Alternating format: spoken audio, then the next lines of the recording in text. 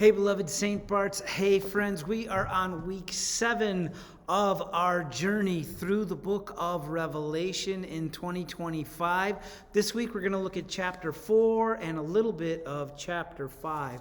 And I would like to suggest to you that Revelation 4 is really where the revelation John had kicks off. Chapter 1, he's giving some introductions and sharing a vision that he had of Jesus. And then chapters 2 and 3, he is taking down the 7 letters to the 7 churches that Jesus gives him. And then in chapter 4, he turns a corner. And the revelation begins, if you will. He says, "After this I looked, and I saw a door standing open in heaven."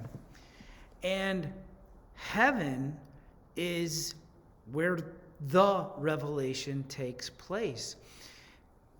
And one of the things that I'd like to talk about today is a really important Christian truth for us, which is that heaven is right here and right now. It is not only something in the future, only a place that we will go someday when we die. Heaven is here and now, especially when we worship. So John is having this vision, and it says that he looks and sees a door standing open in heaven, and next thing you know, he sees what heaven looks like. He's not describing something that is in the future. He is not seeing into the future. He's not transported to some different time. He's saying, right here and right now, I am experiencing what is happening right here and right now in heaven. Really important. And he gives a description of what the throne of God looks like with beautiful jewel-like qualities and an emerald rainbow and these strange 4 living creatures and 24 elders.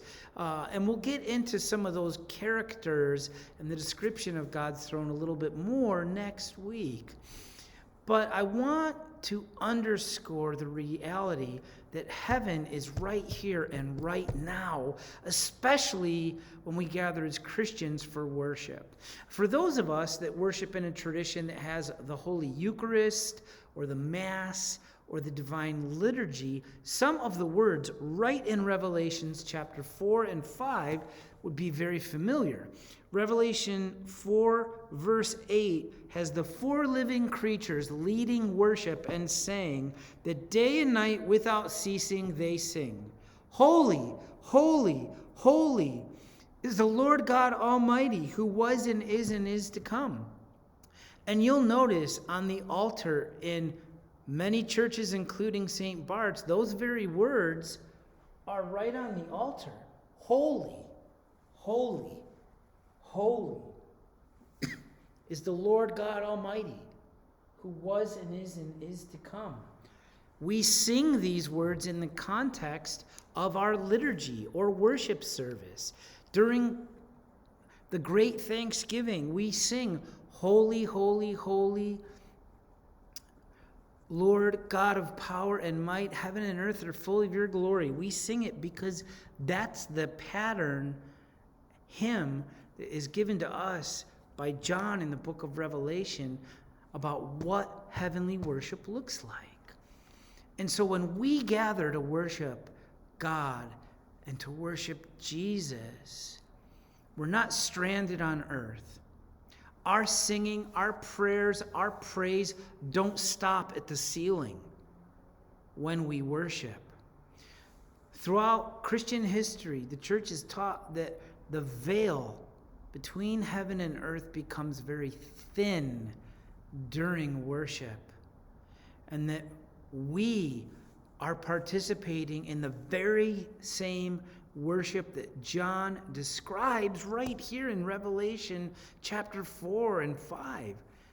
It's an amazing thought. And I would suggest that that would raise the dignity that we bring to our worship. We're not merely going to church.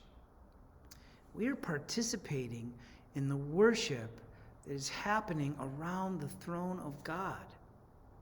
We're singing the same words even.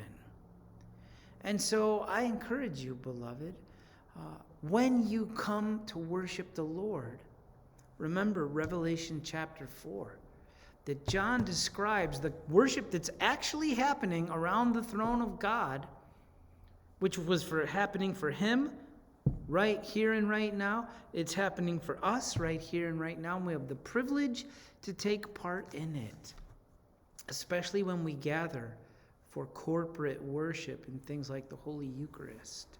And not only the Holy Eucharist, but certainly things like that. We can be with God. Heaven can meet us in our worship. We can meet heaven. And so take that with you as you gather to worship the Lord, beloved, that we are participating in something that is always happening with God in heaven. And next week, we'll look a little bit at the particulars of the who and the what that is there in John's picture of heaven that he saw. Lord bless you.